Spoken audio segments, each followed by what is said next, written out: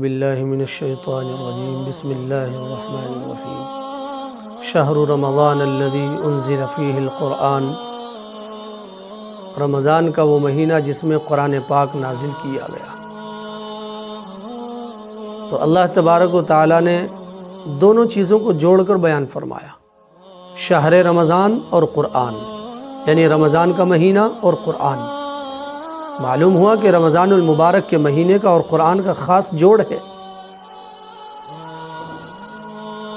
اسی لیے اللہ تبارک و تعالیٰ نے رمضان المبارک کے مہینے میں قرآن پاک کو جو ہے لوح محفوظ سے آسمان دنیا پر اتارا، انا انزلناہ فی لیلۃ القدر، شب قدر میں اتارا۔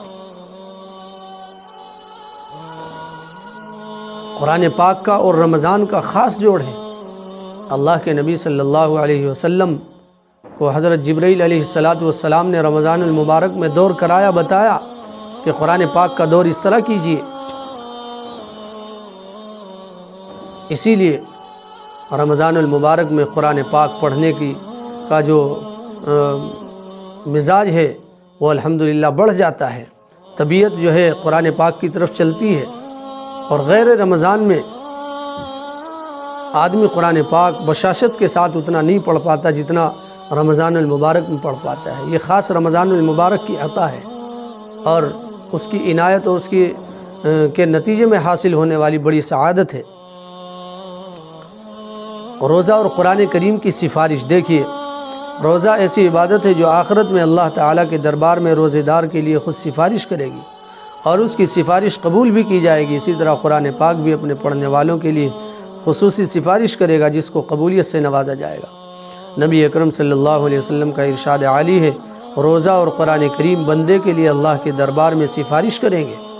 روزہ کہے گا کہ پروردگار، میں نے اس کو دن میں کھانے اور خواہشات سے روکے رکھا، لہذا اس کے بارے میں میری سفارش قبول فرما۔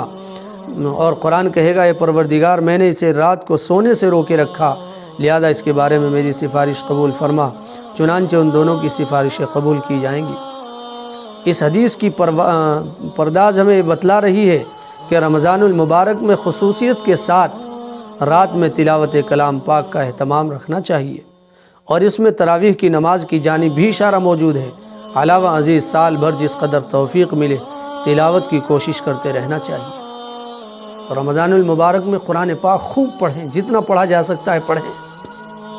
ہمارے اکابرین میں سے بعض کے معمولات میں لکھا ہے کہ رمضان المبارک کے مہینے میں وہ 60 قرآن پاک مکمل کر لیا کرتے تھے، ایک دن میں، ایک رات میں۔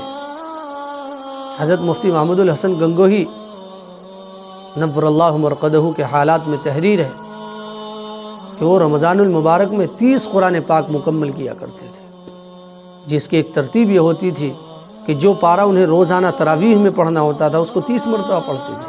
تو ادھر رمضان المبارک جو ہے اختتام کو پہنچتا تھا اور ادھر ان کے 30 قرآن پاک مکمل ہو جاتے تھے۔ ایک دور تھا جب کہ گھر کی مستورات بھی قرآن پاک پڑھنے میں ایک دوسرے سے بازی لے جانا چاہتی تھی، مسجدیں آباد رہتی تھی، اور اب جب کہ انٹرنیٹ کا دور ہے، سب انٹرنیٹ میں گھسے رہتے ہیں، لگے رہتے ہیں، اور روزے کو کاٹنے کے طرح کے، روزہ گزارنے کے طرح کے فضول مشاغل انہوں نے جو ہے تلاش کر رکھے ہیں۔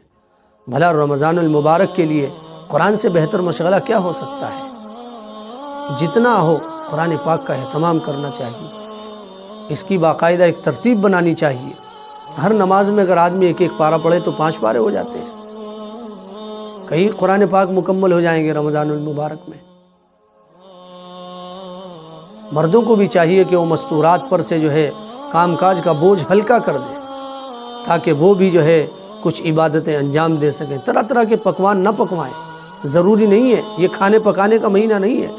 جیسے مرد حضرات جو ہے نیکیوں کا شوق رکھتے ہیں، اسی طریقے سے مستورات کا بھی خیال کیجیے، ان کو بھی اتنا موقع دیجیے۔ ہلکا پھلکا کھائیے، موٹا جھوٹا پہنیے اور سیدھا سادہ کھائیے گا، اور رمضان المبارک کی خود بھی قدر کیجیے، اپنے اہل و عیال کو بھی اس کی قدر کرنے کا موقع دیجیے۔ خود بھی خوب قرآن پاک پڑھیں اور اپنے گھر والوں کو اس بات کا پابند کریں کہ وہ رمضان المبارک میں خوب قرآن پاک پڑھیں۔ جب ہمارے گھروں میں قرآن پاک کی تلاوت ہوگی تو اللہ کی رحمتیں نازل ہوں گی، اور اللہ کے جو غیبی نظام ہے وہ حرکت میں آئے گا، اس کے فرشتوں کی جلوہ گاہ ہمارا گھر بنے گا، شیطان دور ہوں گے اور نحوستیں ہمارے گھروں سے نکلیں گی۔ تو اس لیے رمضان المبارک میں خاص طور سے قرآن پاک پڑھنے کا اہتمام کرنا چاہیے۔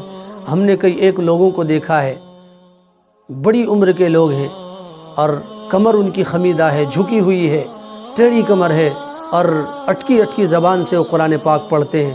کئی ایک بوڑھوں کو ہم نے خود دیکھا کہ بالکل قرآن پاک پر جھکے جاتے تھے، لیکن قرآن پاک سے ایسا شغف، ایسی محبت تھی کہ قرآن پاک پر پڑھے رہتے تھے اور پڑھتے رہتے تھے قرآن پاک۔ ایک بڑے میاں تھے، معلوم نہیں اب حیات ہیں یا وفات پا چکے ہیں، ان کے بارے میں لوگوں نے بتایا، ہم نے جب بھی ان کو دیکھا وہ مستقل قرآن پاک پڑھتے رہتے تھے۔ لوگوں نے بتایا کہ روزانہ قرآن پاک پڑھتے ہیں۔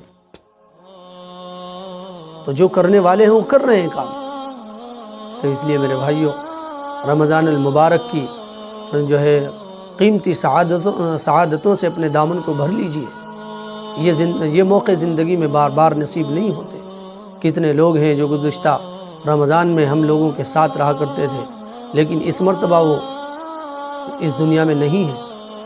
اس لیے اللہ تبارک و تعالیٰ نے جو موقع عنایت فرمایا ہے، اور جو اب رمضان المبارک ہماری زندگیوں میں آنے والا ہے، اس کی قدر کریں اور روزہ رکھنے کے ساتھ ساتھ خوب قرآن پاک کی تلاوت کریں۔